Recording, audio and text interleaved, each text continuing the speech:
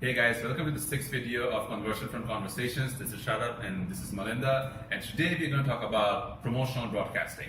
Just to recap from our last video, the main difference between promotional broadcasting and non-promotional broadcasting is that the former can only be sent out to users who have interacted with you in the last 24 hours. So promotional broadcasting works with any other form of media, essentially.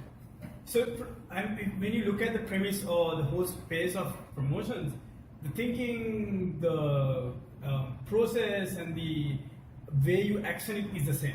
Yeah. It's any media would be the same thing. And one key thing, as we spoke in our very first video, is understanding that customer expectation and understanding the customer persona, the customer journey, and also the customer's intent. So what this understanding allows us to do is we can send the right message to the right person at the right point of the journey. So the reason that we emphasize on these things because, for example, let's say I often interact with e-commerce and I often buy clothes for myself online, and if you are sending me through a bot, if you're sending me, something that is totally unrelated to me, like diapers for kids, totally would not be for me. Like, I'd be like, what? You're too old for that. And too young I'm for some people. past that age, right? So it has to be relevant. It has to be very relevant. And also, one thing you have to understand is, when you're doing promotions, if you continuously keep on getting things that are not relevant to you, you have a very high risk of people unsubscribing. Yeah. And that's a risk that you're going to face. And Yeah, that's not the kind of problem that you want to face. That's not the problem you want to face. But then, basically at the same time, it's very important for us to keep measuring. So like we talked about the conversation rate, I think one of the key metrics to measure with promotional broadcasting is the conversation rate. Because even with non-promotional broadcasting, even with promotional broadcasting, the engagement that you get from users is really essential to making sure that your chatbot is a successful marketing channel for your business. Because sending out promotional content, relevant content, and measuring the bottom line is essentially what matters. So with different chatbots, what we would recommend is making sure that you're acquiring subscribers the right way, you're tagging them properly, you're sending them relevant content, and at the same time you are looking at conversation rate and ultimately measuring conversion on, say, the bot itself, if you're redirecting them to your website, if you're doing lead generation.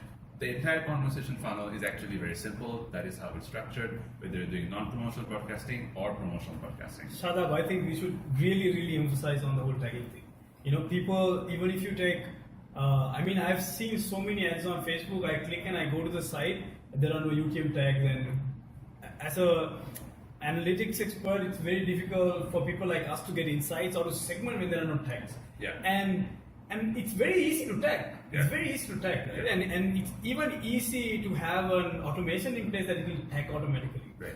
So this is something, even if you're doing chatbots already, if you're already working on chatbots, make sure you tag them in a structured manner so that you can actually use this to segment and deliver a very personalized message at a very relevant time so you can exponentially increase the engagement.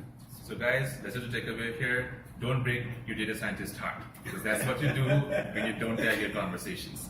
And with that, we would like to wrap up for this installment in Conversion from Conversations. Do stay in touch, and if you have any ideas, feedback about promotional broadcasting, or kind of case studies you would like to share about your own chatbots, we would love to hear from you. And do stay tuned for the next installment in our series. And if you want to get a standardized document on how you can measure tagging, click on the link below and we will send it right across. Fantastic, right? I think we should do that again. Yeah. Can we actually send them UTM standardizing doc? We can have that in the description, but not in the video itself. No, can we say that? Do you want to say that? Yeah, sure. You can put that in. Yeah. Let me just say it. Sure. So if you want to get your hands on a if you want to get your hands on a standardization doc for tagging, click on the. If you want to get If you want to get a document on how to standardize tagging, click on the link in the description and subscribe. Hope to see you guys in the next video. Cheers.